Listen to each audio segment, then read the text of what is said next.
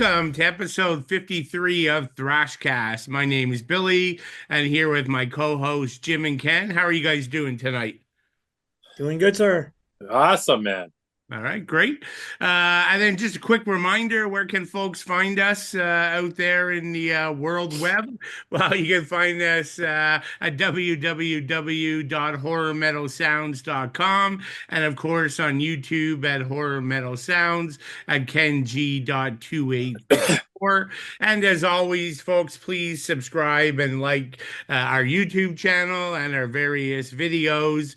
Again, it really helps our channel grow, and we greatly appreciate it. And, we're seeing good progress as we update everyone on every week. And we just want to spread the word on Thrashcast and our own little community here with a specialty and love for thrash metal music. So that's cool. In terms of our agenda today, we've got a great band, Bay Area thrash band. So today we're going to be doing Nice. Forbidden, Woo! Twisted into Form, 1990. That'll be the majority of our podcast.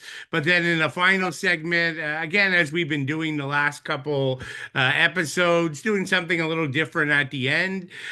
So for the final segment, we're each going to highlight two situations where the band singer changed. And so we have that about to go on with Forbidden. So that kind of triggered that. And we're each going to highlight one outcome that we really liked and then one outcome that perhaps we didn't like as much. Doesn't, of course, mean it was bad. Personal taste. Everyone will feel differently, of course, on this one, but I think it'll be a fun topic. As a I've got hint, I have three. one band. What's As a that? hint, as a hint, I have one band. I know who it is. I don't. I have Oh, it yeah, too, yeah. but I have three, and I have Okay. one that I'm pissed about, and two that I didn't mind. Which anyways, well, Cool. we'll bring it up. Yeah, go for it. Okay. Yeah, I mean, kind of interesting to get perspectives. And there's a good chance we'll probably disagree with each other. I have a feeling that'll be the case with my not like so much, but we'll let it play out. Sure. So before we jump into for the Forbidden, let's tackle our news and what's spinning topic. Jim, you want to kick us off with this one? Yeah, I don't have any news, but I have like a ton of stuff that I'm spinning. But I'm going to get into just pick some stuff that I picked up lately, and I forgot over the past couple of weeks I even had. The first one, I got a used copy actually out of Sweden, believe it or not, of Machine Head. Oh, nice. Yeah, and this was our episode 18, so I posted that. This was Yep. our episode 18 on Thrashcast. I believe, Ken, you hosted that. Yep. Yeah, one of your favorite albums. I love this album. Me too. Never had this one. I've got like most of their catalog, but was missing this one. Wanted to get it, so able to get it, and that was kind of cool. I had to go all the way to Sweden to have it ordered in, but and I don't know how the hell they do it for $6.04 Canadian. Arrived at my door, so I don't get that. That's crazy. I know Wow. it's in perfect shape. It just comes open. So I got Oh, it on it was Amazon, used, and Jim? sometimes when It you was- get the used stuff on Amazon, Okay. it doesn't skip. Perfect, brand new, nothing It absolutely was wrong with it. A UCD? Yeah, UCD. So you Okay, can cool. sometimes you can go under the CDs if Yeah. it's an older version, if it's an older album, and they'll have used options. Oh, right. Okay. So it's kind of neat. Yeah. But So one of the when you ones I say picked- not wrapped, it just came plain, like no wrapper? yeah, no it just nothing? came in like this, and a bit of shrink wrap in one of the envelopes. Oh, in an envelope. Okay, yeah. Okay, yeah. Okay. So it was kind of, and I get a lot of them out of Montreal that way too. Like there's a place in Montreal. In Montreal, you got to pay for some reason like $2.99 shipping, but the prices are so low that it works out really good. And I've never had a damaged one or one that skips or anything. I've probably bought 100 like that from. You can get them from Chalkies out of the UK. This place in Stockholm and a place in Montreal. So it's just kind of cool. Okay. Do you remember the name by any chance? From No, like- but I'll find it because I know you're Okay. probably wondering about it. They gave me a little card where I can order directly. I just haven't had a chance to look, but they've got. I went on and looked at their inventory. They got quite an inventory of stuff. Okay. And I think if you buy over something like $50, it's free shipping or something. So that's easy for me. Well, what, you do that in a amount. week, no? Yeah, I know. And that's what I'm always doing that. One of the ones I picked up going to the record store, which kind of now it's available, was this Van Halen one that I posted. It's the Live in Dallas 1991. So it's that free show they gave out. They did in Dallas. I think they had 30,000 people attend. It was a free show. It would have been on the For Unlawful Carnal Knowledge tour. It's got 11 tracks on it.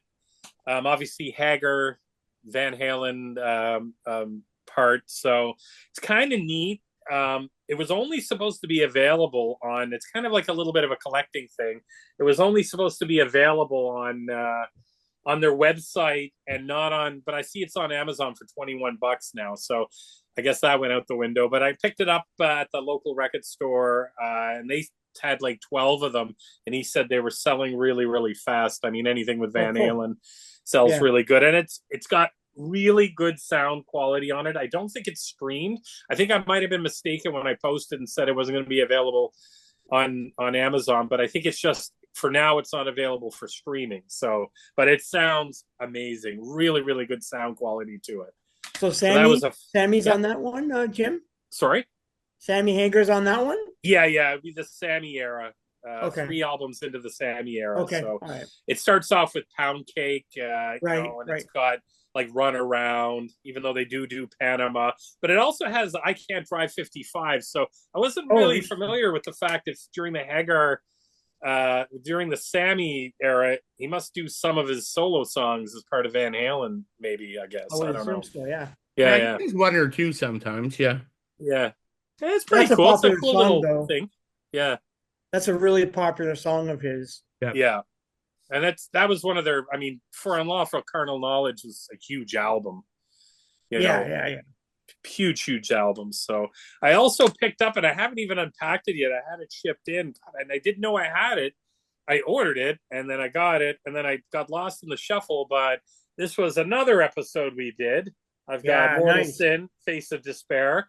Always wanted this. I believe this is just a reissue. It's in just in a cardboard. I haven't even opened it yet, so I gotta open this. I don't know what the hell. Where'd you get it? It fell, like I've got this big easy chair in my den. It had fallen in the side. And I was sitting there one day and I just went, what the hell is this? I pulled it out and went, oh, yeah, I got this a couple weeks ago. It's pretty sad when you lose something and but anyways, it's I can't wait to do it. Where'd you order Billy, it from, I think Jim? you hosted this show, correct? Yeah. Yeah. So everybody check this show out. This album is amazing. Just like the Machine Head one I showed there earlier. Yeah, where did you get it from? I got that just on Amazon. Amazon. Okay. Yeah. Just got it. It was on sale. It was a good deal. So you can get it there. Yeah. And last but not least, man, this has now crept into my top 15 albums of the year. I'm gonna kind of call it now. So Allegiant. Yeah, and you guys saw them last week. Yep. So that's really cool. It's funny because when you guys were posting about it, I had already ordered the album because I listened to the singles. It came out on April 4th, so a week ago Friday. And this thing is just really good technical death metal. It's killer, dude. It's really good. Yeah.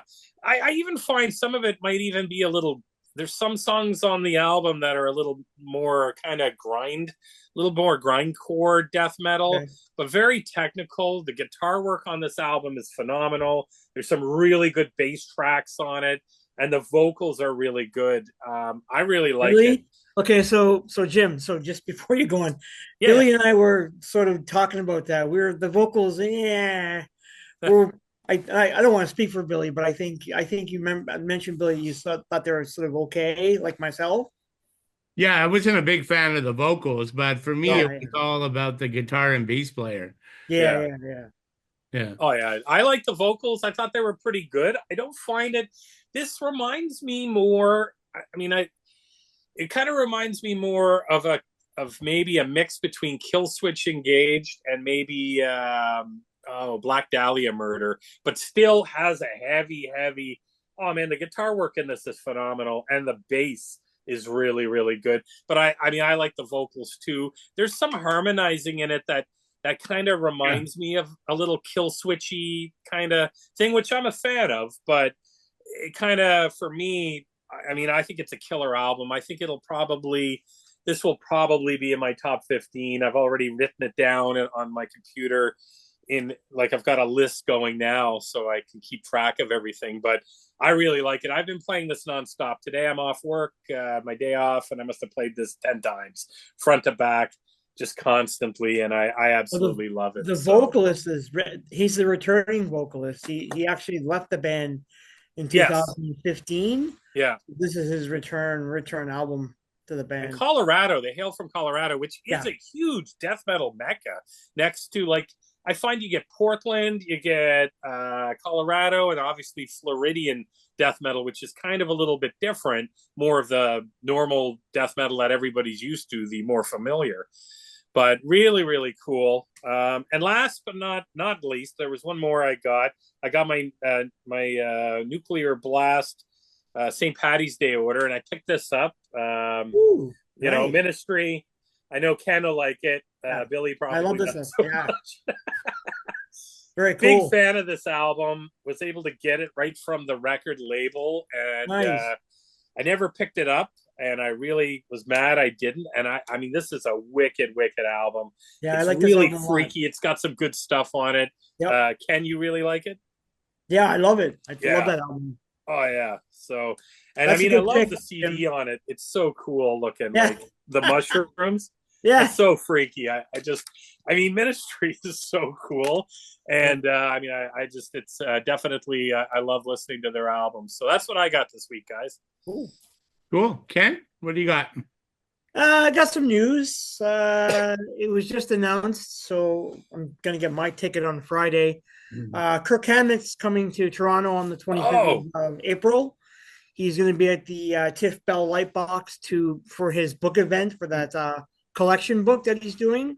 Nice. So apparently it's going to be like I guess a talk on his life, his career, on his collection. So it's going to be kind of neat. I'm looking forward to it. Tickets go on sale this Friday. I'm not sure how much they're going for, but I'm going to see if I can snag a ticket and go check it out. Collection of what, Ken? What's that? Collection of what? His book, on guitars. Guitars, yeah. Oh, okay. He put out a book just recently on vintage guitars, at his collection. Oh, okay. So I'm assuming the majority of the talk is going to be about the book. And I've heard that he'll probably be talking about, being in Metallica and telling stories and talking about the band and stuff. So kind of like Bruce Dickinson, right? What's that? Kind of like Bruce Dickinson, right? When he does the spoken word. Yeah, kind of like that. It's only 6 dates. Toronto was the first stop, and then he goes to Nashville, Columbus, Philadelphia, Tampa, and then Denver. So so it's kind of cool. So I'm surprised Toronto's on the list. But what's the first date, Ken? It's the 25th of April.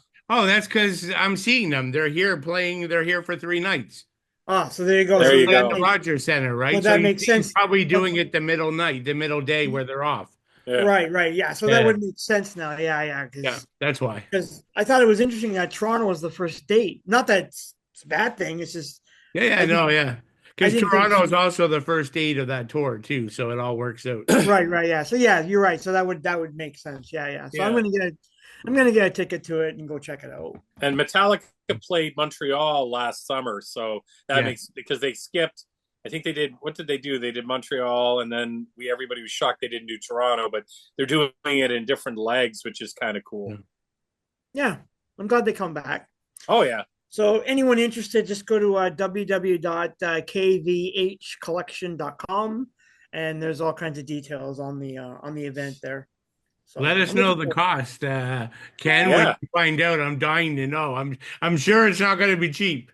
No, you're probably right. Yeah. I mean, we'll see. I mean, when he had his art exhibit here for the horror collection, that was actually not bad. Tickets were pretty reasonable, and I had a pretty good time at that show. So, what was it? The horror collection, was it toys and stuff and posters? It was everything. It was everything. Close to everything that he owned. Yeah. I don't think he brought everything, but he brought like art prints, paintings, original paintings, everything that he's like, I guess, amassed over the years.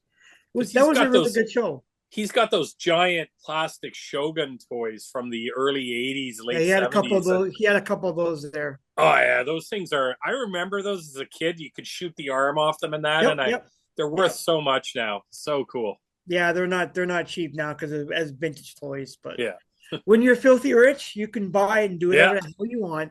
And he's even got like a second home. I've heard that he's got a second house that he bought in Hawaii, and it's just filled with his collection. Nice. Which is crazy, but when you're a rock star and you're filthy rich, you can do that.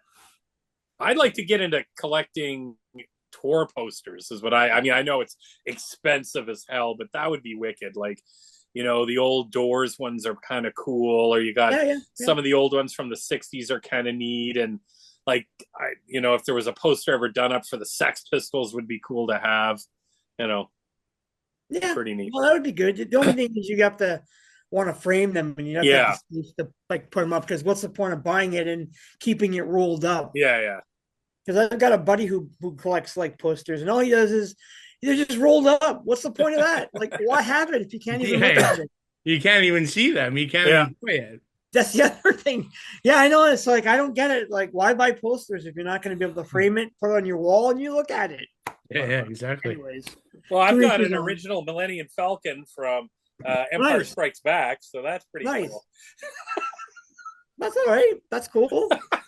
You ever want to sell it? You might make some money. I've got 7 of them. That one's I've got the box for that one, but I do have 7 of them. Oh, wow. I need help. Wow, that's crazy. And then my last bit of news is I just read that Armored Saint are heading back into the studio in May to record their 9th album, which would be pretty cool. I liked the last album, Punching the Sky. I thought that was pretty decent. Actually, everything they put out since like 2010, like the 2010, has been good. Like La Raza was decent. When Hands Down was decent. I like Punching the Sky, so we'll see what they do with this one. So on Metal Blade, it's not coming out to next year though, next spring, but a year from now, roughly. But I think they're releasing. Is it March of the Saint? They're releasing one of them on an anniversary. One of the albums I just saw that today, I think. Maybe it's March of the Saint. It could be March of the Saint. Is that the one with all of them on the front cover, like all the knights? They're all wearing armor. Yeah. I think that's being released with different colored vinyls and stuff. So nice. I think that's pretty neat. That's cool. Yeah. I love Armored Saint. Yeah, same here. Yeah, same here. And we'll talk about that a little later on in our, Yes, we will. Yes. Maybe 3 times. Maybe somebody's pro. Maybe somebody's con. Sorry, Ken. That's okay. I don't care. No problem. All right, Jim. Billy, that's all I have. Okay, no spinning items. You're good? No, nothing for this week. Okay, so I got 2 news items. I can't believe you guys didn't talk about the new Sodom record. I knew you were going to do it. Yeah. The new album called The Arsonist out June 27th. The single just came out, Trigger Disciple. I heard it. Have you guys heard it? What'd you think? Yep. I loved it. Yeah. Like I find that song, I was listening to it and I hear all different eras of Sodom, right? Like even at the very end, like Tom goes all death metal, like Van Ampus like tapping the vein type vocal. He had melodic, he had aggression, he had punk, he had like all eras are represented in that song. Oh yeah, it's good. It's a really good song. Yeah, I like it. Yeah. Album cover is June awesome. 27th. Yeah. And then this album's a great album. Whoa. We should do a show on just this album. Billy, good. Billy's bringing it up. That single is amazing. As soon as I heard it, I was like, shit, this sounds Slayerish, and I loved it. And then it went right into classic Sodom. And then, it's all through. It's so exciting because we've got so many good thrash albums coming out this year. Yes. I mean, holy cow, it's going to be, I don't know, maybe this won't make my top 15. I just remembered there's that too. So. Yeah, I mean, we still got lots to come. Oh, yeah. And then my other news item for vinyl freaks like myself. So reminder, this Saturday, April Yep. 15th, Yep. is the big event, Record Store Day. I'll be one of the fools lined up a couple hours before the store opened, circa 1970s and early 1980s. And yeah, some of us do still wait out in line. And Ken, you were with me, I think, last year. Last year. Uh, Yeah. yeah, and it's cool, right? Because everyone Yeah. around you in line has the same hobby you do. Yeah, Uh, it was fun. so you Yeah, it was talk to fun. everybody. It's fun. It's exciting, and the anticipation, right? Getting your finger in the section, fingers, and you have your want list, and they're limited quantities. So, but I'm just mentioning because there actually is. This is one of the best metal years Yeah, ever. you were saying. So. I'm going to go through a couple quick ones for folks. So the first one's a key one, Black Sabbath, The Eternal Idol. Wow. Is Nice. not Yeah. on the Tony Martin box set because it's a No. different label. So that otherwise you're going to be paying $200 for a copy of that thing used. So that's my number one. Carcass is did a reissue of their Necroticism album. Yep. Deicide as a 30th anniversary edition of Once Upon a Cross. Judas Priest usually does some cool live stuff. They have live in Atlanta in 1982, so a double live set that should be cool. The Ramones at 2 LP local live. Saxon has a 45th anniversary 2 LP set of Wheels of Steel. Flotsam and Jetsam releasing High on vinyl. Dawkins, Beast from the East live. And then one, I don't know, but you guys probably know this, Scott Ian, Yeah. something called Black Knight Sword of Rage. Yeah, that's a side project he's got going on. Okay, is that like a soundtrack? Because it was with soundtracks on the list. It's not No? Thrash. He's got his son with him playing on it. Oh, it's new stuff. It's not old, it's brand new. Oh, okay. It's a Okay. side gig he's got going on. Oh, okay. So yeah, that's kind of the list. So I mean, if you're a CD collector, that some of these items get released a bit later, so Yeah. you'll probably get it. Some don't. Some are only record store Well, I day. want the Scott Ian one for Actually, sure. good point, Billy, because this was apparently a record store day thing a year or so ago, a couple years ago. Was Yeah, it? The Van Van Halen Halen one. always does live Yeah. stuff for record store day. Yeah. But I got Okay. this last year. I'm a CD guy, and I still got the price sticker on it just because I love the. You see, it's got the record store day label, but I And the love the cover is picture great. disc. That's a great So, cover, Jim. yeah.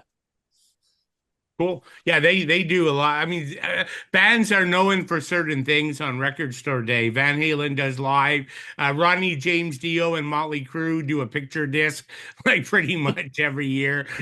Some people fall into a pattern, but just quickly in terms of what's spinning, I was in Montreal the last week, so I always get some good vinyl finds. A new reissue. Do you guys remember this? Yep. From the We're mid not. 80s, Shark Attack, Mhm. 1987, actually. So I'd be very rough production. Kind of reminds me of like a Cryptic Slaughter type Oh thing. yeah. Definitely crossover, heavy punk, Yeah, I have it. early thrash, raw as hell, and it's very chaotic. But it's cool. It's a fun album, kind of a fun album cover. Great The cover. band's funny. They're funny with lyrics and stuff, and like yeah, that album opens with an instrumental playing like the Jaws theme, the da Yeah, whatever yeah, that yeah, theme yeah. goes. It's kind of funny. And then something that's my biggest rotation right now, the new, Yes. Yeah, that's Benediction. awesome. Empires of Last Week. I mean, I love the last album in Yeah. 2020, Scriptures. That was where I think Dave Ingram returned to the band. And so Yep. that was amazing. This is just as good, just as vicious, brutal, heavy, excellent old school death metal. Yeah. And Dave just sounds fantastic on the album.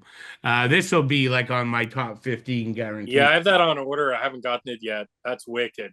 Okay, yeah. And then filling in my Hell Ripper collection. So Ooh. the Fair of the Poisons. Ah, yes. Also got this Nice. Montreal. I think this is the last one I was missing. They're reissuing everything, but Yep. Black and Thrash from Scotland. Everything they do is good, and I won't really. This finally came in the mail. You guys already talked about it, so I'm not going to talk about it. But the new Warbringer album. Oh, and I just got one correction. It was, I just looked it up on Metal Blade Records. It's the 40th anniversary of Delirious Nomad. So a wicked album. Ooh, yeah, that's a great album. March of the Saints. So that's one of my Billy, favorite you'll albums. be able to get the yellow or the kind of the marbled vinyl on it. It's they're releasing that, and they're doing. And Billy, you're into. They are doing a guitar wrap. So you'll be able to buy a guitar. What? A guitar wrap on a guitar, like the one you got for, like the one you had ordered originally for Testament, kind of. Oh, I see. Yeah. I got you. Yeah. Cool. So Delirious Nomad. Sorry, guys, I had my facts wrong. No, that's great. That's a great album. It's a wicked album. Yep. Cool. Okay, so that was lots of stuff we all covered there. So let's get into the Forbidden. I mean, most people know them. Let me just shoot off a couple bio points. And so, formed in 1985, were originally called Forbidden Evil. And we'll talk about this more, but most people don't realize, unless you're an early fan, that, Rob Flynn, we talked about him with Machine Head earlier today, was a founding member of the band. So that'll come up in questions, but for me, I think the band's essential lineup was twisted into form, what we're talking about today. So the brilliant Russ Anderson on vocals, Craig Lucero on guitars, Tim Calvert on guitar, Matt Camacho on bass, and a little drummer we've heard of before, Paul Bostoff on drums, of Slayer fame, I guess. 5 albums in total. Last one was in 2010, the Omega Wave. We'll be talking more about the first 2, mostly thrash classics. Then they had 2 more albums. There's a question on it. More alternative, groove, industrial. And then that Omega Wave was a bit of a return to thrash form. The band really has been pretty inconsistent in terms of output, long breaks, band change members. That's pretty common. But what we know now are sort of 2 key points. The band's back in 2023. They're playing shows, multiple shows every year. We know they're in the studio. They're showing pictures of them in the studio. So hopefully we get an album. I don't know if it's this year or maybe early next year. But the lineup now, I mean, Craig's still there. I mean, I guess he's maybe considered the leader on guitars. But we got Matt still there on bass. The new singer, Norman Skinner, jumped in last year in 2023, I should say, when the band reformed. Chris Contos on drums. And then one of our favorites here, being some of us are big Voivod fans, we have Daniel Mongrain, a.k.a. Chewy from Voivod, who's been playing with the band live and apparently helping with the new album. So really looking forward to hear what he brings to the band and whether we recognize him in the songwriting. Wicked. You know what though, Billy? I've been listening to Magica all week. Yeah. And Skinner's really good on those albums. So if he can sing like the way he sang on the Magic albums, this could be good. This could actually be really good. Yeah, I mean, I sent you guys some clips like last you did show. Yeah. I mean, he's a good singer. It's pretty damn hard to replace Russ, in my opinion. Oh yeah, of course. Yeah. They'll never replace Russ. I'm just saying, like, listening to a Magica this week, I'm like, he's actually a really good singer. So hopefully he brings a bit of that into this. Yeah. And we don't really, I mean, I assume it'll be back to thrash, but I guess we don't even know that. That's true. It's gotta be. Like, could they go back to like Green era or Distortion? I don't know. No, I hope they don't. But no kidding. No, I think it'll be thrash.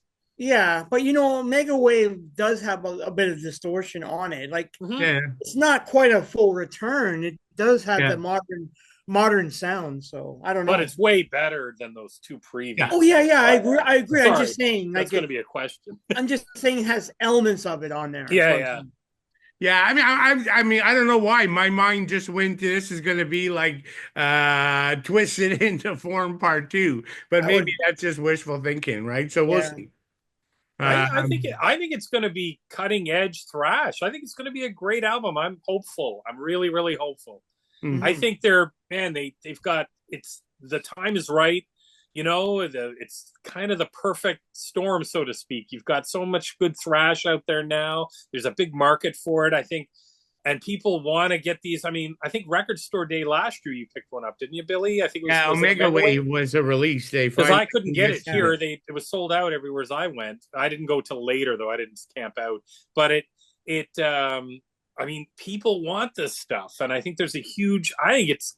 I'm hoping it's going to be Twist into Form plus. Maybe, maybe. Yeah, I'm hoping. yeah, I guess. Yeah, I haven't even read anything that No, indicates a style they're leading or nothing. So we're guessing. But okay, let's jump to the questions. We got a couple here. So before, I mean, we're going to spend most of our time on the brilliant Twisted into Form, but just wanted to ask you guys about this. The brilliant debut, Forbidden Evil. This would have been 2 years earlier, 1988. What do you guys think of this thing? Ken? Oh, I love this album. yeah, I I don't know. For me, Billy, like I'm caught. I like both albums equally for same different here. reasons. Oh, okay. Like I like the first album because it's raw. Yeah, It's got a lot of really wild, like inspired guitar work on it for me, like Chalice of Blood, Three Chalice. Eyes of Glass. Yeah, Yeah, Forbidden Evil, so great. There's Yeah. a lot of really good songs on it. I love Russ's vocals on the album. Like it's really really good. There's a lot of I like it a lot. It's raw. It's a lot more raw than what you would get on the second album, but I like it. I have a soft spot for it. I as a debut album, it's pretty strong for a yeah. thrash album. Like it's pretty original too. There's not too many thrash bands that sound like that album a lot in my mind. But I Yeah. love that album. I love it a Yeah. lot. I mean, this thing would be on my probably my top 10 thrash debut albums of all time. Yeah, of course, Yeah. Yeah. as Jim, it what are should your be. thoughts? Or sorry, you want finish up, Ken? No, I'm good. Go ahead, Jim. Yeah, I agree with Ken 100%. Yeah. Chalice of Blood probably be in my top 20 thrash songs of all time. And that would include something off of Twisted into Form, all my favorite Metallica stuff, all my favorite Megadeth.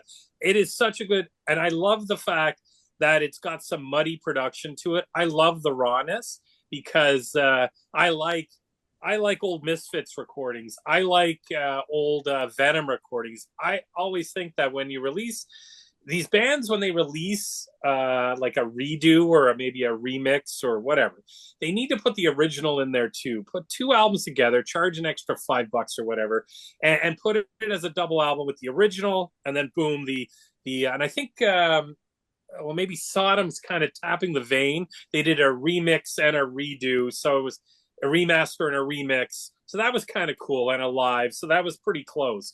But I think that's what bands need to do because, you know, I love the murky production on it. I mean, Twisted into Form came out and the production was 50 times better.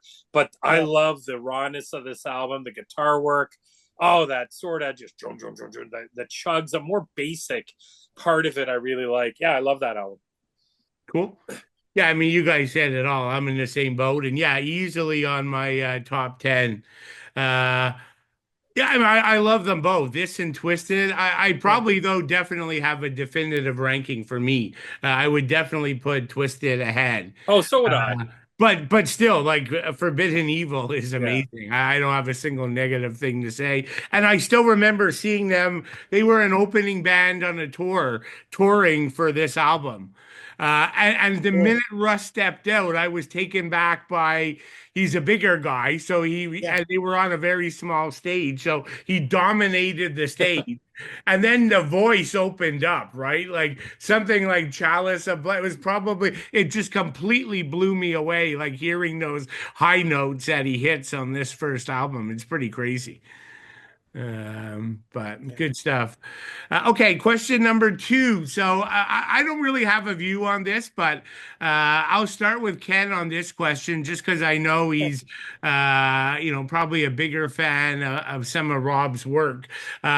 So we talked about it. Rob Flynn, of course, known for Violence and Machine Head, was an early member of Forbidden. He actually had writing credits on 3 of the songs on Forbidden Evil.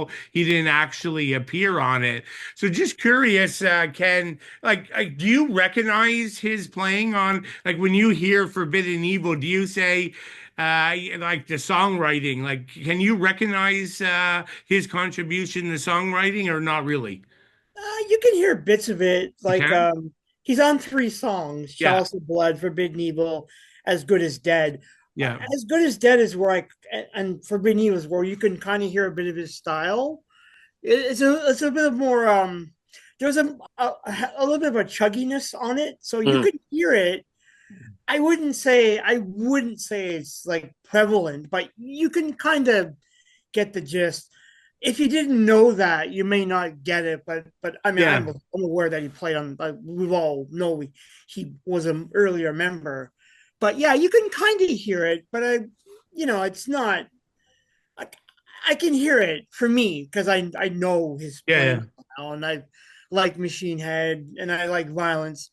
But their stuff has a kind of very similar style to Violence in a lot of ways. Just the uncontrolled style of the guitar playing and how Mhm. and just how it's in your face. You can hear it a bit, but I wouldn't say it's super prevalent. Okay, cool. Anything you'd add to that, Jim?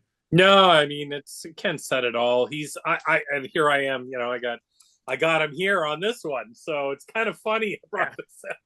It's just kind of weird it all came together. But I mean, I'm a fairly big Machine Head fan, but I mean, I find it kind of maybe a little bit different subgenre a bit, but still, I mean, the 3 songs he's on here on this album, or sorry, the 3 songs that he co-wrote Yeah, in there. I mean, they're wicked songs. So, yeah, to transfer it over to his the rest of his career, I think it's just yeah, absolutely. But I agree with Ken. He'd be probably a little bit more knowledgeable on it than I would be. But yeah, talented for sure. Cool. Yeah, I don't really have a view myself. I knew he was on Good it. question. I don't think I could pick him out, but I'm not a big Machine Head. I do like Violence, but Yeah. mhm. um, cool. Okay, question number 3. So we're moving to guitar players, or staying with guitar players, given the last question. So the first album had Glenn Avalays on guitar, and then of course he's replaced with Tim Calvert on Twisted Into Form. What do you guys think Tim brings to Twisted Into Form? What stands out for you guys? Jim, we'll start with you.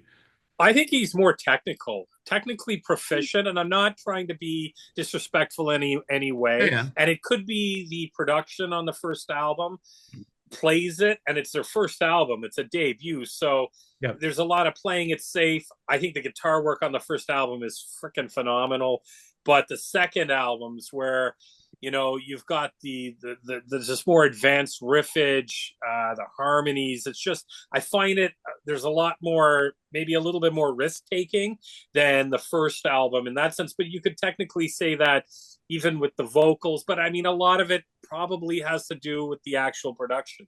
So, but that's where I get from it. I think it's just maybe the I think the writing on both albums are really good. I think the musicianship is really good. I just find, and it could be just a production thing there where I'm hearing it a little more murky on the first one than I am on the second. Okay. Ken, what do you think? Yeah, I think that's partly true, Jim. And Yeah.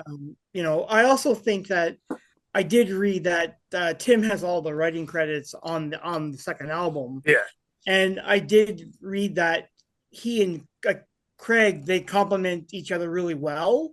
So obviously there was maybe a more conscious style change a little Mm-hmm. bit with the playing, but Glenn, but I've heard stories where Glenn was a little more on the wild side with the playing and wasn't quite in sync with the other band members. So the change here makes more sense because Glenn's versatile.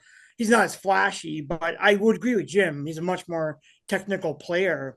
Yeah. And you can know that because he went on to play with Nevermore. And Nevermore is a totally tech-driven guitar band. So I mean, you obviously that's what you would get out of having Tim. Tim was great. It's too bad he passed away, but he was a really good guitarist. I love the stuff he did in Nevermore. I think that's fantastic. So, but I think that's the major difference between the two. Yeah, I think you guys kind of covered it. Like, yeah, I think he's a bit more technical and progressive player. I also point to what you did, Ken, that he co-wrote pretty much every song but one or two. So obviously, I mean, and given I like the songwriting even more on Twisted, I have to say, I have to believe that he's a part of it. But, Jim also mentioned part of it's the band maturing. So I think the band would have probably ended in a different direction either way. But yeah, it's pretty cool. Like, and then this is back to what Ken said. I just think the two of them clicked perfect. Right? Like Tim and Craig, like they were just great together. A perfect fit and a perfect fit for both in terms of songwriting and in terms of playing. So looks like we all agree on that one. Okay. Now, I mean, you can't talk about Forbidden without talking about Russ Anderson. He's sort of the staple member. He gives the band very much a unique style. So for me, I mean, I view Russ Anderson as probably the best thrash singer when it comes to the upper range, like when he's up there, but also still very capable in the mid and lower ranges. He's very dynamic.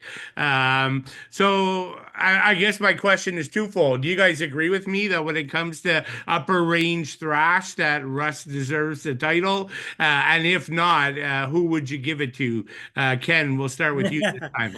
I'm sorry, dude, but I say it's a tie between him and Joey Belladonna. You can't tell me that Belladonna is not equally up to that task. He has the same range. He can do it all. He can do it all, dude. He can do it all. I don't hear him doing anything like Chalice of Blood in that super high range. I know he's high, but I just don't even think. And then the power, right? It's not even in the same ballpark. But anyways, we're not going to argue. We all have no. I mean, it's just my opinion, but yeah, that's cool. I mean, I think they're equally as good. I mean, Russ is still unique as a vocalist. He's in my mind. So I mean, if you want to bring some comparisons to like Belladonna, David White, or Sean Killian to some degree, but okay, so at the end of the day, most likely he has the better range, Russ. But I don't know. I always thought that I like Joey. I'm a bias. No, I know.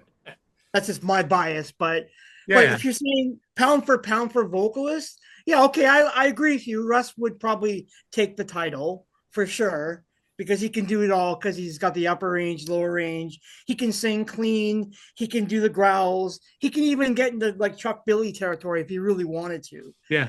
And if he's on the later albums, his style, the vocals do change a lot, because he gets a little bit more growly and a bit more kind of harsher as the albums move, especially on Distortion. Yeah. So you're right.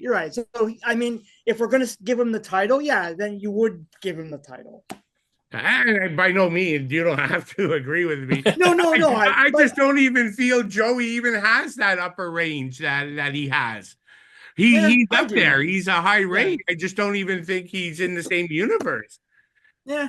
But I mean, again, that's just my view, right? So we all have our own opinion. Right, so we'll Jim's going to break it. Yeah, go for it, Jim. I think it's hard to say, because I'm a huge and I agree with Ken where he's going with Joey. See, me, I love my favorite two vocalists in all of heavy metal is Chuck Billy and Dave Mustaine. So, but I see where he's coming from. For the high-end vocal range, yeah, I'd probably say he's probably like, I mean, not even Hetfield never does anything like that, or no, and Chuck Billy doesn't really do anything like that. So I would agree with that. But I think like I'd even throw Chuck Billy as my favorite vocalist. And I know that's not the question, but in the fact that he could do death metal vocals, he could do fairly high, he could do kind of more of a, but I would say covering the high to the low register vocals. Yeah, he's probably in a league by himself. I would definitely agree with that. The one person I bring up, and I know Ken, you like one of his bands, would be World Dane. Right? Yeah. Like you go into like Refuge Denied and he's hitting like crazy high notes. But, just like the two of them, though, I find could go super, super high, but they can also go mid range and be very emotional and very melodic at the same time. Right. So for me, that's the closest compare. I know that's not exactly thrash, but World Dane. Well, you can compare the range. I mean, that's I think those two are very close together. That's a good point. When I'm thinking of range, I'm thinking more along the lines of a Steve Grimmett. I know I'm not going thrash here, and I'm not bringing up Halford or anything, but like Steve Grimmett, who sang for Onslaught, and he was versatile too, hit the highs and the lows. So he's very kind of similar to that, maybe not as high, but I think Billy's got a good point there. But I agree, and when you got Joey Belladonna's kind of in a league by himself, same thing with Dave Mustaine. I know a lot of people, they don't. There's no real comparison, especially even in the big four to some degree. I think out of the big four singers, I mean, I like Tom Araya's vocals. He's not high at all. I mean, except for screams and stuff. But then you've got, I think out of that grouping, I'd even say that. Even Hetfield's probably maybe my fourth favorite out of that fourth. So, anyways, cool. Yeah. Okay. I knew that we were going to be talking about Joey versus. That's cool. And we will later on. Yeah, we will later. It's funny. We're usually three guys that agree on everything, but Joey seems to be a guy that always causes us to disagree a little bit. Well, and Ken's right because Ken, when we talked about the Anthrax album we covered on one of our episodes, you were right about saying that the backing vocals kind of bring him down a little bit because he doesn't do that down vocal as much and kind of makes it a little bit deeper, I find. And I agreed with that at the time when we spoke about that. So, when we talk about Among, yeah. Yeah, that's a fair point. That's a fair point. Yeah. And presumably we're due to do another Anthrax record. Oh, yeah. Yeah, I would recommend Persistence of Time. Yeah, that's what I was going to say. That's my favorite record. I'd go Persistence because I know it's Billy's favorite, and then he'll probably have a lot of more better things to say about it than Among. But yeah, that's cool. I'm sure we'll do a couple through time. Oh yeah, for sure. Yeah. All right. So let's jump back to Twisted Into Form. So for me, I'm a massive tech prog thrash guy, right? It's one of my favorite genres. This thing came out, Twisted Into Form, right in that prime period, 88, 89, 90. You had some of the best of Coroner, Toxic, Watchtower, Mekong Delta, Death Row, which we did, and the prog period of Voivod, and hell, even throw in Metallica Justice into the mix as well. So it was a prime period for this. And so, Forbidden Twisted Into Form is often quoted as their prog or tech masterpiece. So my question to you guys is, what sets Twisted Into Form apart from all that massive genre of tech prog thrash? Jim, we'll start with you this time.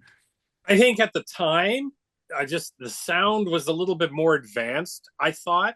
But now looking back, I think it's the fact that they don't have a lot of material. So it creates, in my mind, that kind of air of specialness to it, because those first two albums and even their latest album is a lot more, because there's not that much material.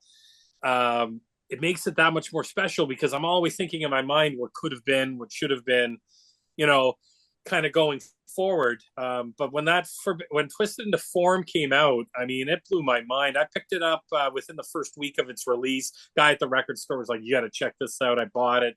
Love the album cover, and I got into that before I got into the first one.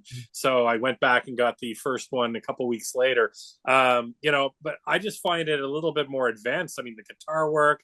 I love the vocals. The vocals are very they're very identifiable in the sense that they're not the same as a lot that's going on out there. And I find it, I just, we talk about beavers, like, the thrash movement. We have the, obviously the big four, and then maybe there's a big six. Some of us, I like to throw Exodus, Testament, and maybe even Overkill in there. And then there's sort of a B version or a C. And this is more of the B, the next wave that came out. And it's just, they took it kind of one step further, especially with their debut, and then especially on their second album, I thought, than a lot of the thrash that was going on. And yeah, it is, you could even say that Billy, you brought up a term with, what did you just say? Shit, and I got it on the tip of my tongue. Thrash? Sorry? What, tech or prog thrash? Prog thrash, yeah, definitely, because at this point of time, I was a huge prog metal fan as well, still am, as well as a prog rock fan. So there's a little bit of that in there that maybe made it that attractive as well. Okay, cool. Ken, what do you got here? Jim made some valid points.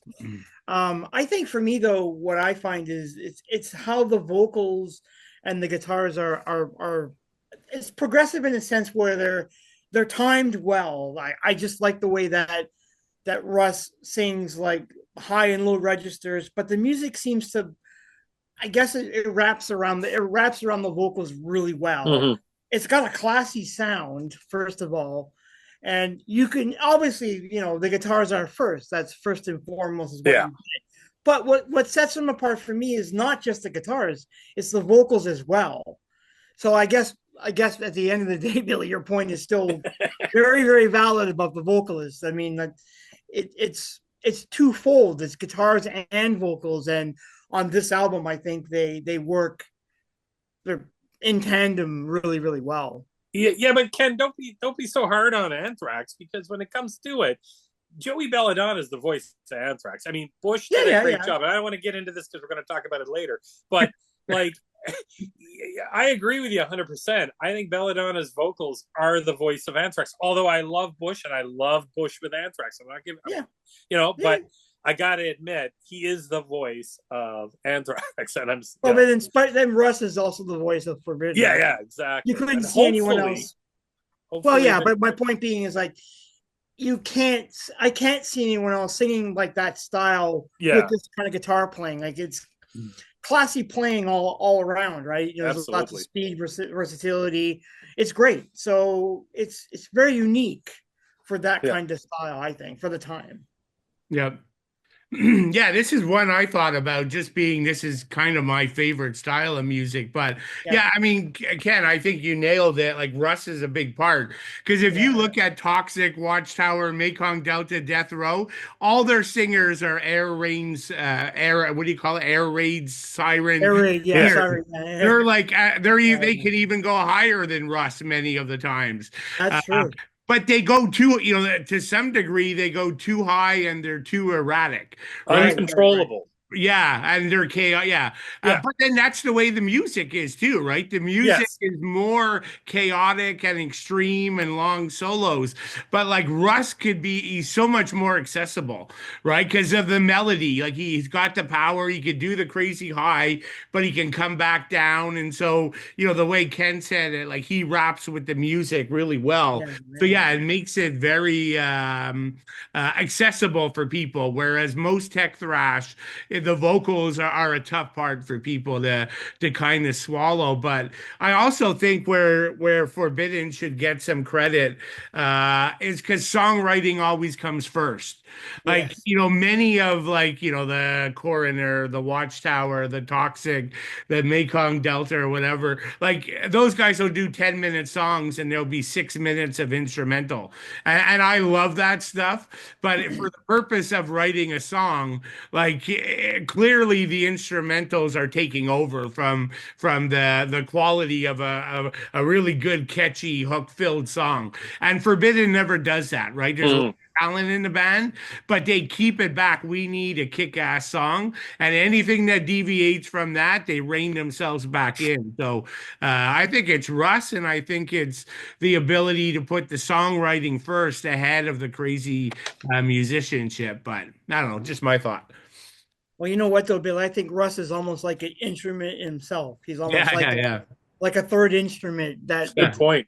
Good, yeah, true. at least I would think. So that's why I was saying earlier why I think it really it melds well for that style. Yeah, but also too, this album seems to be constructed the right way. It's easy for us to say that now, but like when we get into the songs, even starting with the first one, leading into the second one, it's really done very smart. Like it's that's where I sort of get kind of a bit of a prog thrash kind of thing with this, because it's more of a thinking.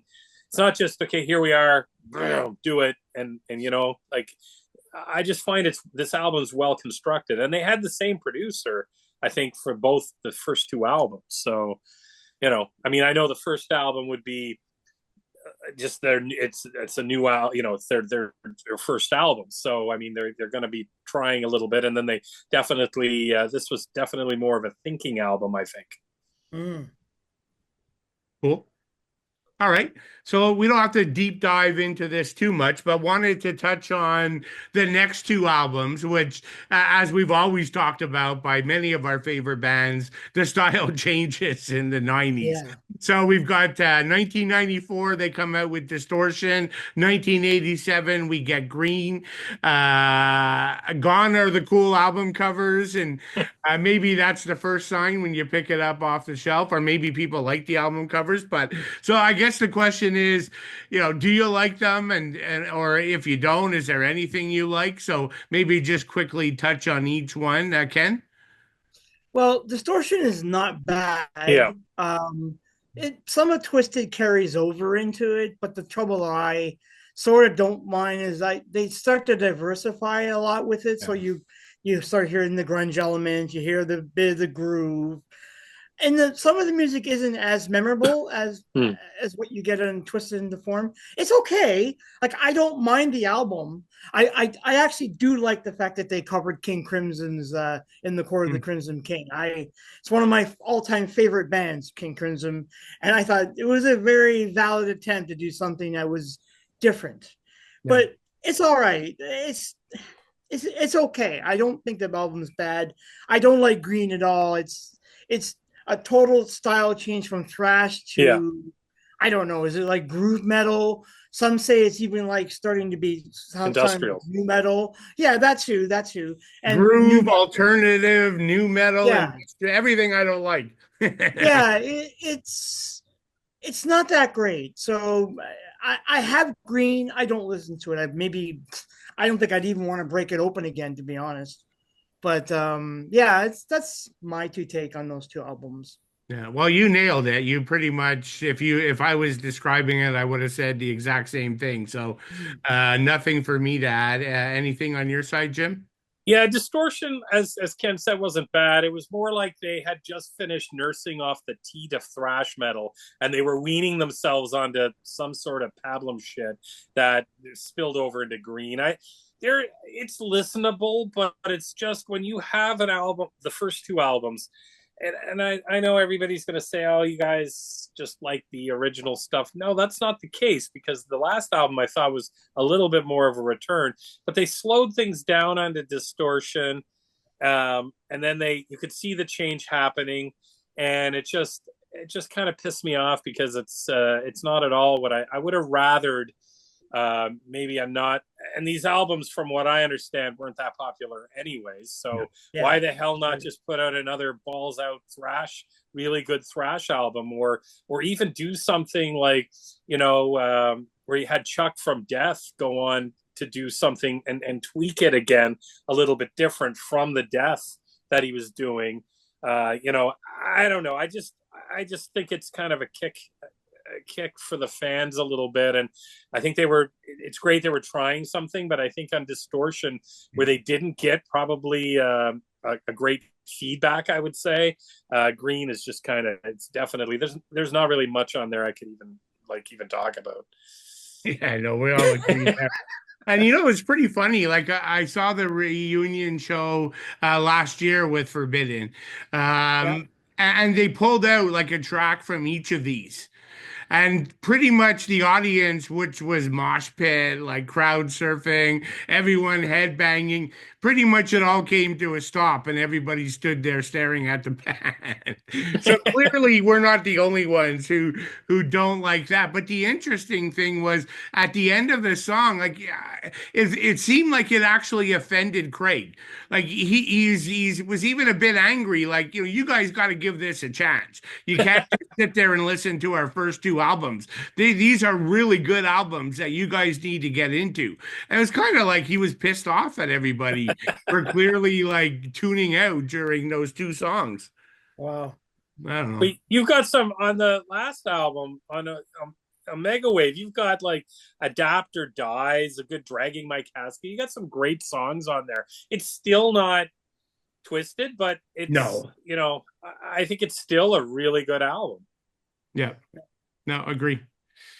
So before we go into the deep dive on tracks, Ken, anything you want to tackle on the artwork or mention? Yeah, that's a good album. Good album art. It's again, it's Kent Matthew who's was their cover artist. I like it. It's pretty decent. I remember on the other podcast that we won't mention that we did when we talked about this album originally, I said I didn't really like it as much. The artwork? Funny. Yeah. I was saying that I preferred the album artwork on the first album. But thinking about this again in time, I actually think I do like this album art a lot. It's actually pretty good. It's kind of creepy. Yeah. I like it. It's pretty solid, actually, in comparison to the first album. Is that the same artist as this one or different? Yeah. Same artist. That's cool. Okay, cool. And Kent also came back and did Omega Wave as well. Oh, that makes sense. Yeah, that fits right in with it. And then a 3-year-old did Green. Oh, God. Well, even Distortion is not exactly a great album cover. No, they're terrible. They're both terrible covers. Exactly. At least they could have, you know, gave a killer cover to try to entice you to buy it, even though you won't like the music. But yeah, you would think. But I don't know. You would think. Okay, cool. Let's dive into Twisted Into Form. We start off with Parting of the Ways, track number 1. Jim, we'll start with you. Oh, man. You know, this is the mark of a good instrumental is a good instrumental. And this is it. There's 2 on this album. And at first, when you're thinking about it, I think when I got the cassette, I was like, oh, there's 2 instrumentals on here. What the hell are these guys thinking? But now being much older and in like knowing a lot more about it, this is awesome. I mean, again, I rate sort of intros and instrumentals. This is more of an intro for me into song 2. You know, it's got that cool classical guitar and it's instrumental. You don't need to have, I didn't have the feel that I wanted lyrics in here, or I didn't need it any longer. Sometimes bands just do, you know, long instrumentals to show that they got the chops to play. And I think that's great too, in some ways, but this is really cool. I liken this, and I think I said this in the last time we talked about this, I liken it to the Hellion a bit with, you know, with Electric Eye on Judas Priest. It's just, and that's more of an intro, but I think of this more of an intro into that song because it just, you can't even really tell when it ends. It ends so quick and then boom, breaks into the next song. I think it's really cool. Yep. Ken? Well, you know what's really funny about this? We were debating the same thing when we were talking about Megadeth So Far, So Good, So What? Yeah. Into the Lungs of Hell, we were wondering why are they opening up with an instrumental? But then you look at here and it's the same thing, but this works. It fits. Yeah. You hear it and you go, yeah, that makes sense. You don't question it. You don't debate it. You go, yep, perfect. Yeah. It's a great opening instrumental song. It's short, like it's 1:05 long. Yeah. You know, it's classy, acoustic, melodic in the beginning. It's got that nice little break at 42 seconds where it shifts a little bit. And then I like how it kind of fades into Infinite, the second track number 2. So I like it. I think it's really good. Yep. No, that's where I was going to go too, Ken. Like, I think the difference is, with the other instrumentals we were talking about, I think most of them tended to be 3 to 4 minutes Yeah. long, right? So that really, whereas this is what, like a minute 20 or something, or Minute 5.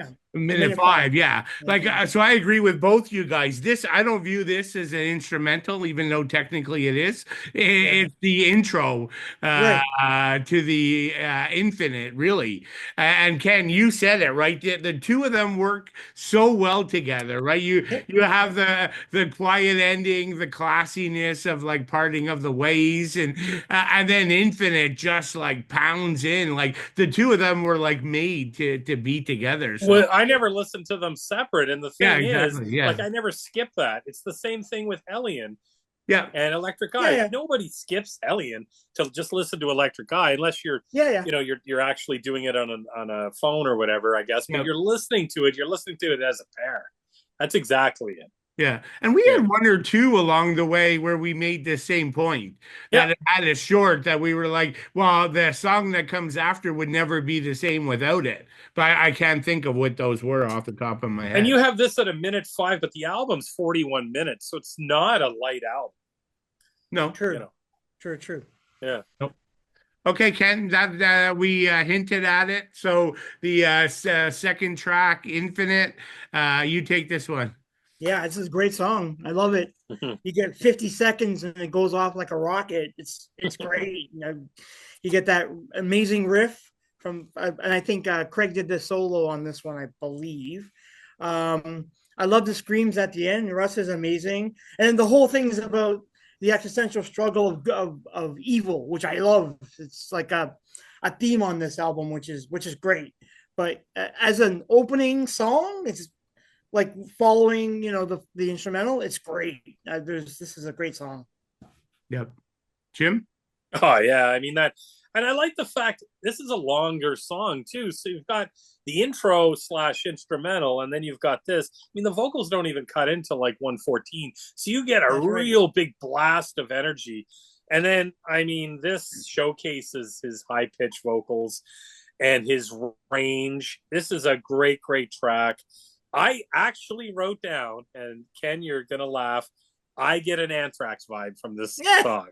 So there you go. I have it written right here. I'll photocopy it and send it to you guys. But I had written down long before we had this conversation. So for me, that's what I get out of it. But it's a wicked track. Yeah.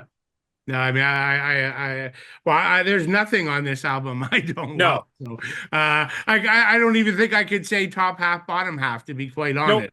Yeah, you're right. Cannot. Like, but yeah, like I think you guys hit most of the main points. But like this song and all the songs, one of the things I love with Russ, like he has the I don't know if the band's doing this intentionally or it's his style, but like when you have the instrumental parts and when Russ comes in, he always comes in with this sense of urgency, right? Like he breaks into the mix. It's not like he slowly comes in. It's like he's kicking the door down and he's like ready to jump right in. So that always stands out for me. And like speaking of instrumentally, right? Like you've got Tim and Craig, and I don't know who's doing what solo, but like 320 to 426 or 430 is just this amazing musical section with killer guitar work. It's the highlight of the song for me. And then again, like at 426, Russ just jumps in with like great fury and urgency and starts hitting the lyrics, and we got to say it, right? Like the choruses are all fantastic. There's weak chorus on this album, and the way that this band can go from aggressive thrash to melody, it's so like that. It's their secret weapon, right? They're amazing songwriters. But Billy, I think it's Russ. Russ is the reason why. Yeah, because of his vocal range. You're right. Yeah. So that vocal range is really kind of important to the sound overall, I think. Yeah. Like, I mean, most thrash bands can never do that, right? Like, No, as much as I love Tom Murray of Slayer and he's a killer thrash band, like, he's not going to come in with melodic singing, No. like in the middle of a soft break in Slayers. it's He very just true. can't do it. That's not his voice. Hmm. But no knock on Tom because he's one of my favorite vocalists. So. Yeah, yeah, he's great. But okay, cool. So then we are going to Step by Step, another classic. Ken, we're going to stick with you here. We we missed. Did we miss Out of Body, Out of Mind? Oh, did Yeah, I? you Yeah. missed it. Yeah, you jumped. It's out of body. It's Oh, out of body of yeah, mind. you're right. Sorry. So yeah, I'm going to Jim then.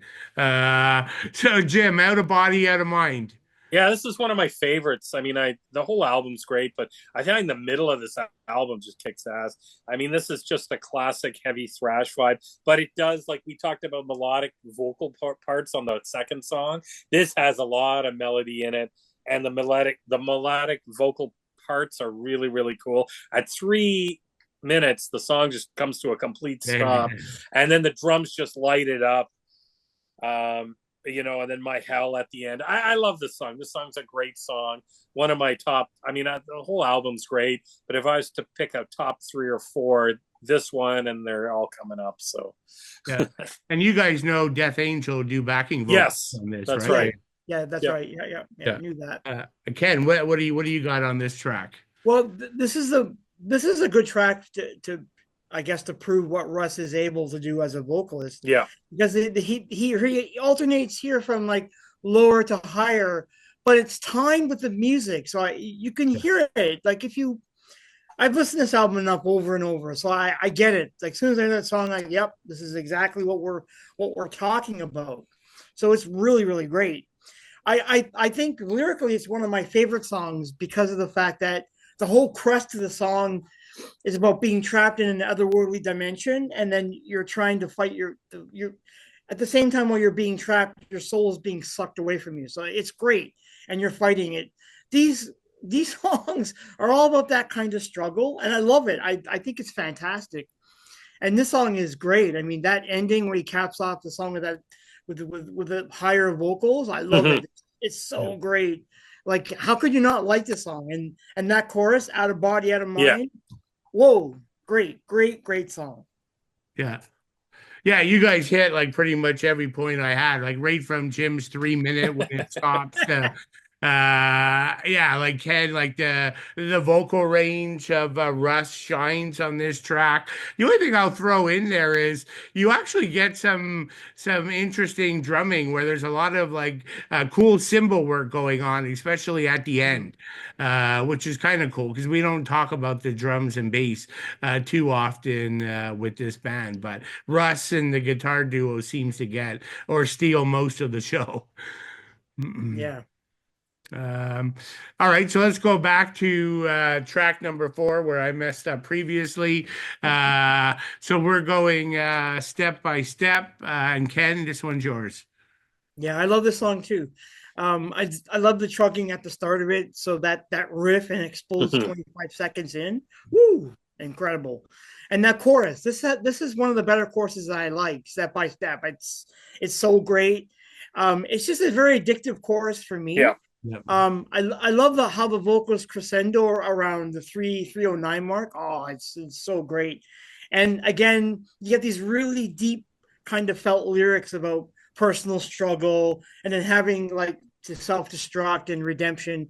And it's all based around this idea that your decisions lead to a wasted life. It's kind of a poignant song, step by step. I like it. It's a really good song. Yeah. Wasn't that a Backstreet Boys song too? Yeah, no. New Kids on the Block. Or New Kids on the Block. I like their third album. I like this version better. Yeah, I would agree. I agree. Jim, yeah, I mean, step by step by step. I love the chorus. Ken said it all, that heavy riffing and the heavy guitar drum intro. This for me is a really good drum track. I love the backing vocals on this, and you know what? His vocals are so clear. I mean, typically thrash vocals are supposed to be clear, but clean and clear. This is just so clear. It's he comes in just like a monster with his voice, and it sounds so good, and it's not overshadowing the band, like the musicianship, but it works so well with it. They've got a great mix on it, and I think that's great. But yeah, the chorus on this is amazing. One of my favorites. Yep. I mean, all the choruses are pretty damn good, but yeah, exactly. Yeah, and this one has a great solo at 220, and it's what they're so good at, right? Like Tim and Craig, they could be aggressive, and they could shred, but it still has plenty of feeling and melody. It just, I don't know, classy's the thing that comes to mind that sort of matches like Russ's voice, and yeah, it just all comes together. And Russ has a really great scream at 312. That's kind of cool. But yeah, you guys pretty much hit everything. So Jim, the title track, Twisted into Storm. Another kick-ass one. I was just gonna say, I'm guessing you like it. Just on your I mean, it's got that melodic chug that breaks in, but I mean, I love it's a little darker. It's got a heavier, darker sound to it. Yeah. So, but not a doomish sound, just a bit more serious and darker, although all the songs are pretty serious.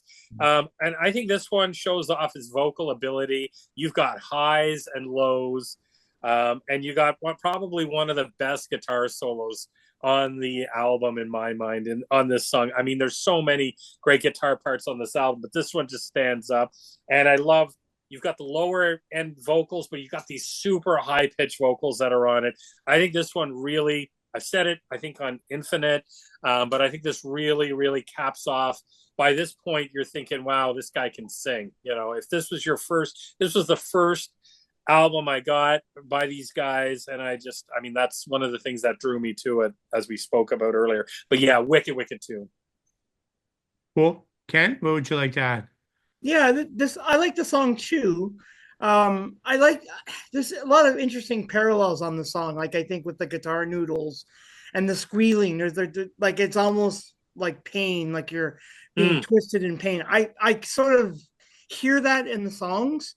The chug and the screams, all the tempo changes, they all work well. Yeah. And I think the lyrics are really good here for me, because eyes stare with empty but evil glances, children with nothing in mind but to breathe, twist, and to form. Oh, it's so great. And the whole song is about the struggle about religious dogma. So I guess what they're trying to say here is that religious beliefs will shape and distort your views. So it's interesting. It's a great song. And I think it's probably one of the better songs for guitars. Like the guitars are is what you hear right up front. But I love the song too. Yeah. Yeah, I mean, I can't argue with with any of that, and I kind of agree. This one does have a bit of a darker feeling to it. Even like Russ, even though he's highs and lows, and he can still be melodic in the track. I do find his tone a little bit more like evilish at times in this track, more so than everywhere else. I do find this has some interesting drum work here as well, and like Ken, you hit it. The guitar work is fantastic.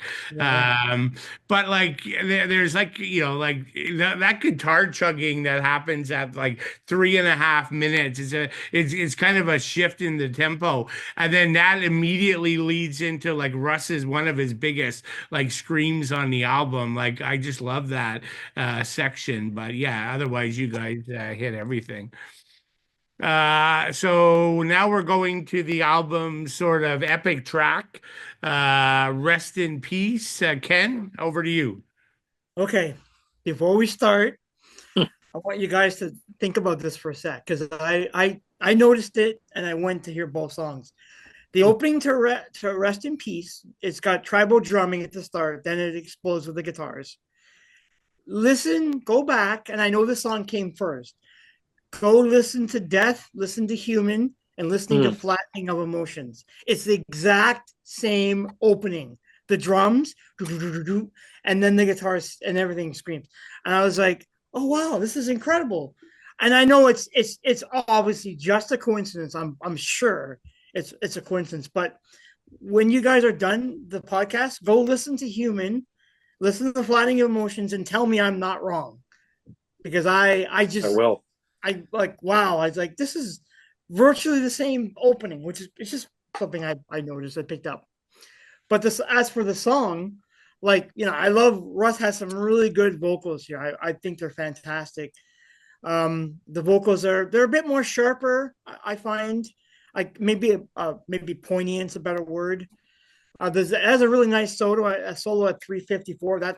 It's just wicked. But overall, this is a really good song, and it's all about following like authority blindly, and then that leads into like the destruction of the planet. So they're sort of kind of waxing about life in general. But again, heavy lyrics and another heavy song.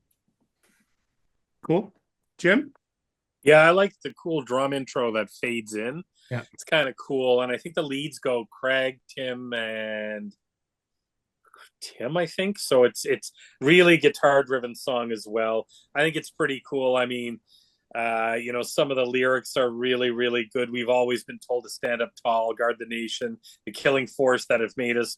What I'm sickened for is the attitude that plagues the Mother Earth. It's pretty neat. I mean, this is a thinking man song for sure. Absolutely. And I'm not a lyric guy like Ken is, but I kind of checked out the lyrics on some of these songs because they're pretty deep. So no, this is a killer track. Yep. It's actually one of my favorites, actually. Yeah. Just because musically it's pretty diverse. I mean, lots of tempo changes, the band shifting around. We get like aggressive sections, more melodic sections, and even Russ, right? Like at 145, he's almost doing like an opera style vocal for a period of time. Like he does it here, but he doesn't really do it anywhere else on the album. So that's kind of interesting. But the riff work and the leads. I mean, there's multiple excellent leads. I mean, there's like this 1 minute like instrumental section that begins about 4 minutes. Oh, it's so damn good. I mean, I love it. You guys said it. And I guess this is the other track that Death Angel did backing vocals on. Throughout it. So yeah, I mean, I think it's fantastic, and it also sets up for the next track, I think. So Jim, we'll go over to you. So you're talking Spiral Depression, yeah. Yeah. Another instrumental, cool guitars, classical. It's got kind of a really eerie, spooky sound to me. I think, what do you guys think? I like it. I think it's Nightmare on Elm Street, dude. Yeah, exactly. I hear Nightmare on Elm Street. That's true. I never thought of it, but and it's not. That's I can't remember the timing on that one if it's a bit longer, but yeah, it's got definitely has a horror kind of theme to it for me. Yeah. It's funny, I called that out in my notes too, but I sort of noted that it gives me like those slow grinding. I get like a slower, like Overkill in those slow songs that they tend to do, or when they kind of get like, I don't know, Doomy or whatever, right? So at times I actually think Overkill when I hear that part. That's a good comparison. Yeah. Sorry, who am I on? No, Ken. On this? I already spoke, Ken. Ken. Okay. I butted in, so I lost track. No worries. There's nothing much to say about it. It's good, and like I said, I get the Nightmare on Elm Street vibes. It's pretty creepy, and I like how it fades out too. It's pretty good. I might like this instrumental more than I like the first, for me. Yeah. I guess it's got that horror film kind of soundtrack vibe to it. Yep. The only thing I'd add is I kind of wish it was long, because this where it sits should be the main kind of instrumental. I would have liked to kind of hear the guys do something more, right? Like 4 minutes or something, right? Go somewhere further with it. But anyway, small complaint. So then we go to the second to last track, number 8, Tossed Away. Ken, we're sticking with you. Yeah, I like the chorus here a lot. I like the melodic singing, and I like how it's like tossed away, pain and hurting of disease, taking life by ill disposed. I love all that. It's great. Yeah. It's a really good song. Like none of the songs are bad. I mean, really, they're all equally good. But I like the second half of the song where like Russ's vocals, they kind of shift, so they get a little bit harsher. Yeah. And then he adds on that scream towards the end, which I think is great. And yeah, it's another really good song, and it's a poignant song because they want to start to talk about the idea of how they're criticizing people who turn a blind eye to human suffering. So it's kind of interesting. It's a unique song for that way, but I like it. I like the song a lot. Yeah, I like that where you call out that sort of scream at the end, right? Yeah, yeah, Away when he does the final kind of tossed away, he carries that away like really long at the end. That's pretty cool. yeah, yeah. It does work Tim, well. yep. Yeah, it's a wicked song. I mean, I like the kind of the little excerpt there. Gluttony, I'm hungry, then I'll eat. I'm a selfish pig. Then it talks about drinking. Then he talks about going to sleep. So it's pretty cool. I think the lyrics on this again are pretty poignant. You guys talked about it. It's a great track. You know, and absolutely well written for sure. So you know, it's pretty cool. But yeah, I like at the end, tossed away, shunned and tossed away, tossed away. It's cool. Yeah. Yeah, the only thing I'd add is it kind of like towards the in the last half of the song, it kind of enters this cool like stop and start chugging like riff that comes in. And then like it just the guitar lead just bursts from Yeah. that like chugging. Like I thought that really worked. That was kind of cool the way they brought the riffing and the lead together. That was good. So we're gonna go to the last track, One Foot. Sorry, did I miss someone? Nope. Oh, No, I thought somebody said, oh, wait, or okay. no, no. Well, track number 9, One Foot in Hell, and Jim. Oh yeah, what a way to end off the album. This is again one of my favorite tracks, probably maybe my all-time favorite on here. It's so good. You've got tons of leads. They trade off in the middle of the song, like one, then one, then one, then one. It's pretty cool.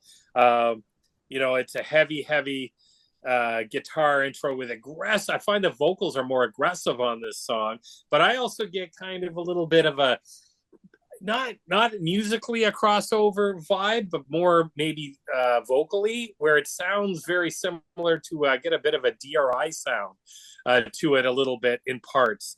But I love, you know, no, it's wicked. It's got a killer solo in it, you know, and it's just really another one. And at the end, One Foot in Hell, who's answering the bell?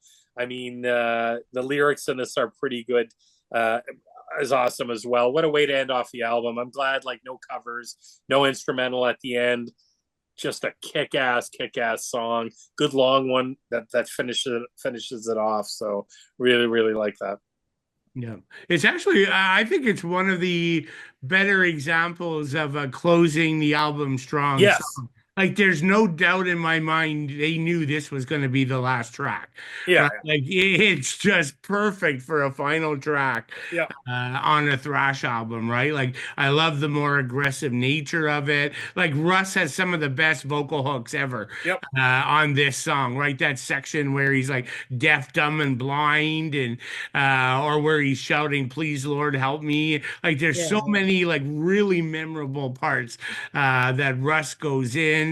Yeah, I think Russ is a superstar on this track, but Yeah. everything we've talked about the band applies here, and every other song. It's a masterpiece. But the last thing I'll call out before I go to you, Ken, is I really do think the band did a great job ordering these tracks. Yeah. Again, like this closer is perfect. Like, you know, it kind of comes after Tossed Away. They stuck the instrumentals in the right places. Everything flows perfectly. It just really works well. So, Ken, you have the final word on the last song on the album. Well, I think Russ is the true star of the Yeah. song. Yeah. I think the way he tempers his voice with the melody and with the chorus, the one foot in hell, and the way he just kind of he carries on that word one foot in hell. It works. It's really addictive. It works really well. And I actually like the compressed vocals at like 420 when he starts to get more compressed at the end, and then he's shouting like, "Please, Lord, help." It's a little creepy, but I guess it goes along with the themes of the song because it's all about religious hypocrisy. So I guess it works in that regards. But it's a great way, a great one hell of a song to close out an album for sure. Yep. One of my favorites, actually, in the last couple of podcasts we did, in terms of a. Mhm. Yeah, for sure, dude. Okay. That covers the album, all tracks. So, well, I think you said it before, Jim. What was it? 40 some minutes? 41 minutes. Yeah. Okay. So still relatively brief, but more than the last couple that were in the low 30-minute Oh, range. yeah. Very true. And I don't even think Rain and Blood, what is it, 29 minutes? 29, yeah. Mhm. Okay, cool. Anything else you guys want to say before we go into the last segment? No, it's a great album. Just can't wait for some new stuff. Yeah, Yeah, exactly. no. I agree Yeah. with that. The anticipation is very high. And I hope it comes out like Sodom. I mean, I didn't even really know that I knew they were working on a new album, but I didn't know they were this close. And then boom, hit it, Yeah, me single neither. release, bam, done. Yeah, I was shocked. Pretty cool. I love it when they do that. Yeah, agree. Okay, so the final segment. So we talked about it. I mentioned it up front. So, given we have Norman stepping in to replace Russ, we thought let's look at some vocalist changes. So we're each going to give one example where a vocalist changed and we loved it, and then another example where we didn't love it as much with a new vocalist. So, Ken, you want to go first? Sure. Damn it. Or Jim, you could go first. No. Ken, go first. I'm going to jump on Ken's with him. If you think ahead, it's Ken. more fitting for you to go. No. Ken, go first. Okay. So of course I'm going to stick with Anthrax, obviously. I mean, that's the obvious one to do. So I'm going with so I'm going with John as a like, and I'm going with Dan Nilsson as not a like for me.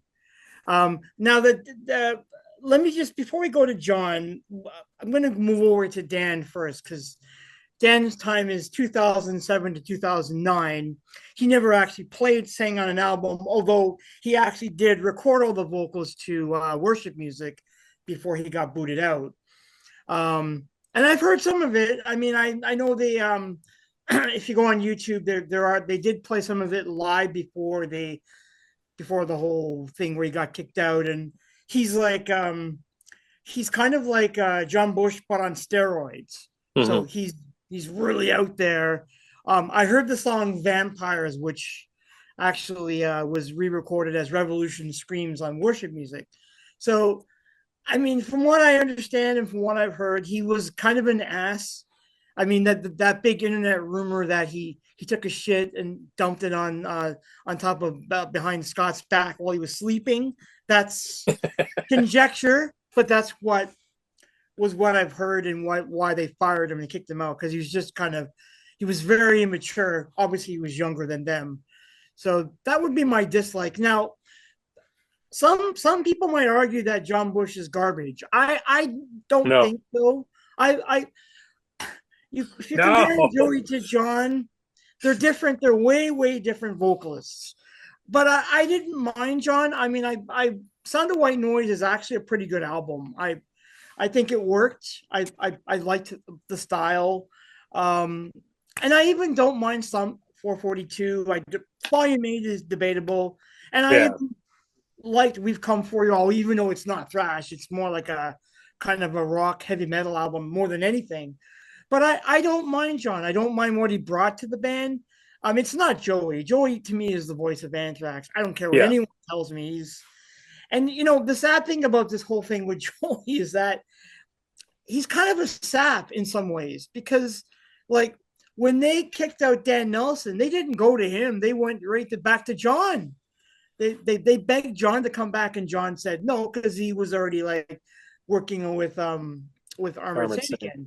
So they go back to Joey again. He's like a third choice. It's like, yeah. So isn't that weird, Ken? Like, why is that? Because every album with Joey was commercially more successful than every album with John Bush. Like, I don't get it. Well, it's Scott. It has to do with Scott. Scott Ian was the one who wanted to change the sound of Anthrax. Mm-hmm. He was the reason why they booted. He was the main reason why they booted Joey out. But the funny thing, though, is Charlie Benante and what's his face, the bass player there. Shit. Well, I can't remember his name. Yeah, he's playing with Pantera right now. Yeah. Those two are the ones that went to Joey. They didn't even consult Scott. They actually went ahead and went and spoke to Joey and said, "You want to come back?" And of course he came back, because up until that point, Joey was playing like in a cover band, and he was playing like arena rock songs, which is sad, which is really sad, because the guy's got an amazing voice and deserved better.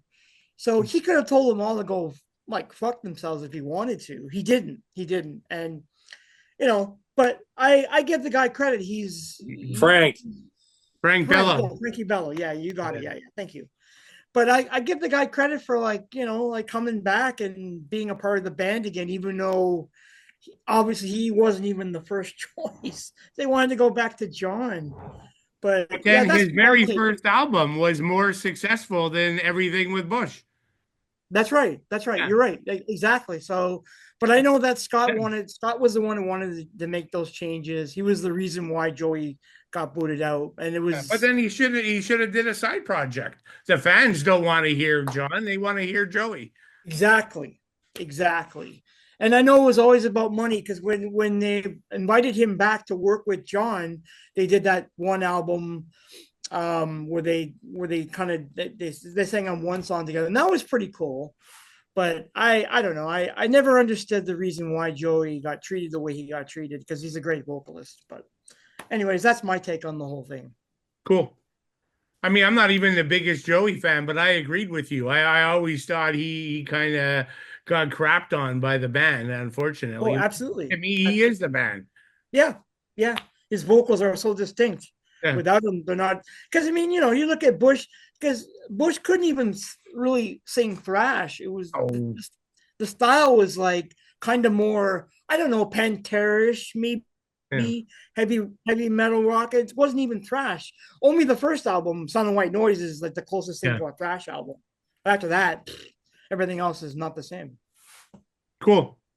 All right, Jim, it sounds like you're going to have a debate maybe here, but no, I brought 3 to the game here. The first one I really like, but they're all in and out and in pretty much. Okay. So one I really like would be Snake and E-Force from Voivod. Oh, that's a good one. So I really like, I love E-Force. I love Voivod. I love Snake. But I mean, the albums Negatron and Phobos, which were the 2 albums, just get the date here, 95 and 97. Here you had Snake leave, and then you had Eric Forrest come in for 2 albums, who's the bass player, and just ripped it up. I mean, 2 kind of, like, they were going very heavy sci-fi prog from, I think the last album Snake would have been The Outer Limits, which was massively sci-fi prog. I mean, they did the Nile song, Jack Luminous, I think it's a 20-minute song or 15-minute song.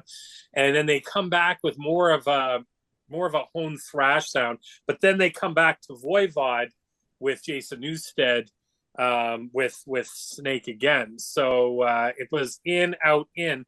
That's a case where I didn't mind the change, but I'm glad Snake came back. But either way was really, really good. But they didn't miss a beat for me. The one I'm not liking is I'm pissed off at Exodus right now. I mean, I got to be honest. Zetro, to me, I don't mind Dukes. He was my last, out of all the singers they've had when we did one of the albums there, I rated him my one, the third one, or the last one I'm not keen on. So I'm just pissed that they had great momentum and now they're bringing it in. Not a shot at Dukes' vocal ability, but I just really think Zetro was really ripping it up. And that's, unless they come out with something really good, I don't even know if I'm going to really like it, because Duke's albums were kind of hit or miss for me. But the Anthrax situation, which was the third one I brought up. So here you had Neil Turbin for the first album, who I actually did like, and I like his stuff now. But I don't think he could have gone on the way that Joey took over. Joey's the voice of Anthrax. I love John Bush. Sound of White Noise, probably my top 3 Anthrax albums. But I don't like anything else he really did with them. Psalm 442. And what was the other one with the 8-ball on it? Volume. Yeah. I I wasn't into that. I was glad when Joey returned. It's kind of in a way, and I keep bringing up Motley Crue. Everybody's going to think I'm a huge Motley Crue fan, but it's the same thing. I think that Belladonna is the voice, just like Vince Neil's the voice of Motley Crue. I think that the album that they did, the self-titled album that they did, was really good, but I don't think they should have carried on. Motley Crue should have carried on that way. And when Vince came back, I mean, they sucked anyways by that point. But with Anthrax, it's almost like they had that really kick of that Sound of White Noise, just ripped it up. I mean, they were probably on the tails of one of their best-selling albums of all time with Persistence. So then you have Sound of White Noise. It's still going strong. But I agree with you, Ken. I don't think it was I think it was maybe an 80% fit. I don't think it was 100. Eric Forrest was a good 100% fit for Voivod at the time, but I don't think that and maybe even as low as 70 or 60%, as opposed where Belladonna is the voice of. It would be like replacing Belladonna's would be like replacing Mustaine or replacing Hetfield. It's a bit of a shot in the foot. I think Bush did really well. I like Bush. I like Bush's I love Armored Saint, but I just don't think he's a thrash singer.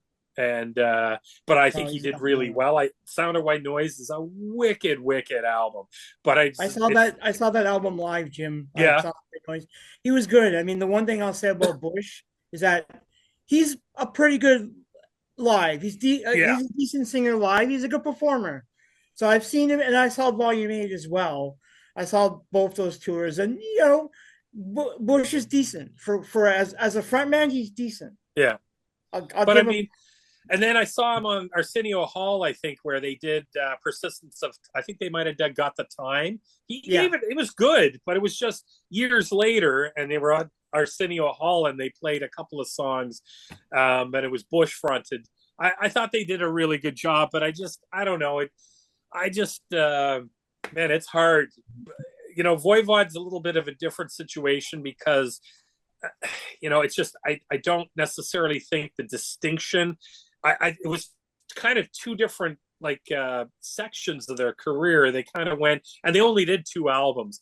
And the album's popularity, I mean, nothing matched Nothing Face, the popularity of that album. I mean, you had Angel Rat kind of teetered down a little bit, and then you had The Outer Limits, which I thought is one of their best albums. But then the change at first, when they did, I think the first one was Negatron, I was a little worried, but it kicked ass, and Phobos just as good. And then to go back to the self-titled album, Voivod, which was the next one after that, it was like they didn't even skip a beat. I thought it was pretty cool. So there's some examples there. All right. That's a few. Cool. Yeah, cool.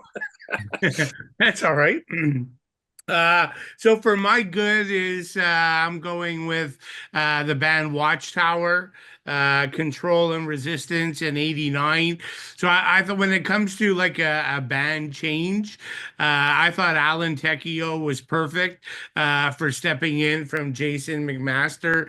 I mean, he was a perfect fit. He has that high chaotic vocal approach, but that's also the style of Watchtower's music. So everything fit perfectly. This one turned into one of my favorite records, not just by Watchtower, although there's not many from Watchtower, but just one of my favorite thrash records, period. And really never really heard many complaints from fans. I mean, it was just really a good fit. So I think that was a good example.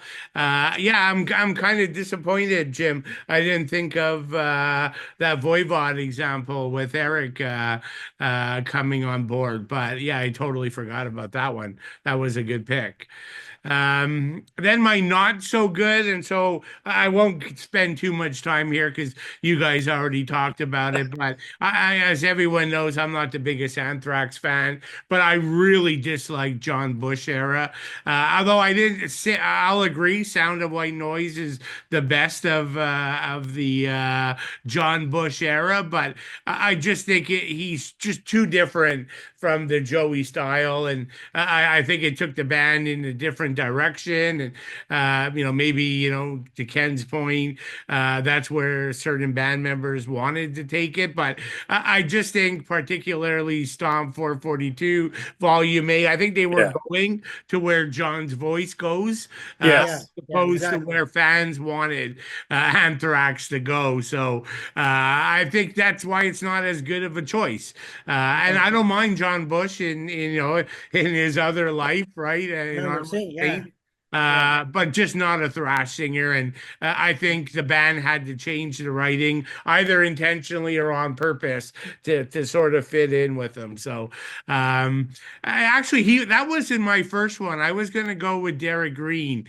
First, when I wrote. Yeah, that's a good one. Because it wasn't Max, right? So I think that that's a problem. Yeah, I didn't even think of that.